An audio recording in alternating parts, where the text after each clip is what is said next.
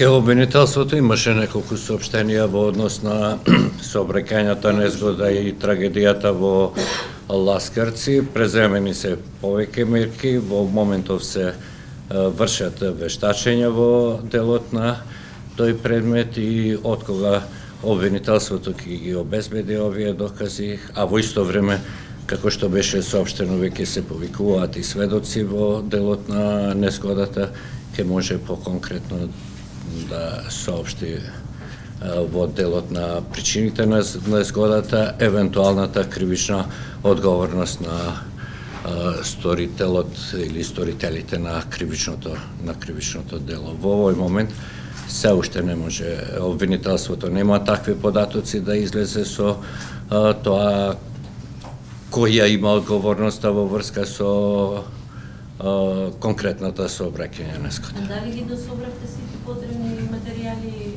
дали Дурмотурс ги достави до вас и дали го испитавте повторно возачот што беше пуштен? Дел од материјалите што ги побара обвинителството се обезбедени од превозникот Дурмотурс, дел треба дополнително да се обезбедат.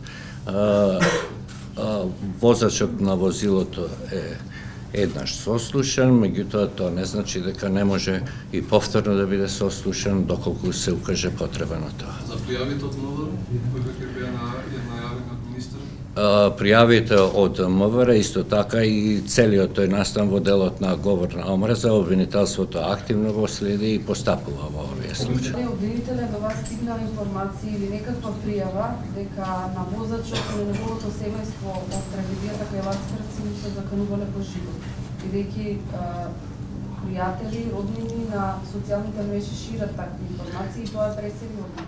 Да, постои тако сознание во обвинителството и јас би апелирал во тој дел пред се да се почитува презумпцијата на невиност. Повторно истакнувам дека во овој момент обвинителството не може конкретно да, повторно кажувам, во овој момент конкретно да ја посочи одговорноста на одредено лице, се прибираат доказите, документите во делот на одговорноста за оваа сообраќајна незгода и врз основа во оној момент обвинителството кога ќе ги обезбеди вештачењата и сообраќањето и техничкото во делот на исправноста на автобусот ќе донесе соодветна јавна обвинителска одлука.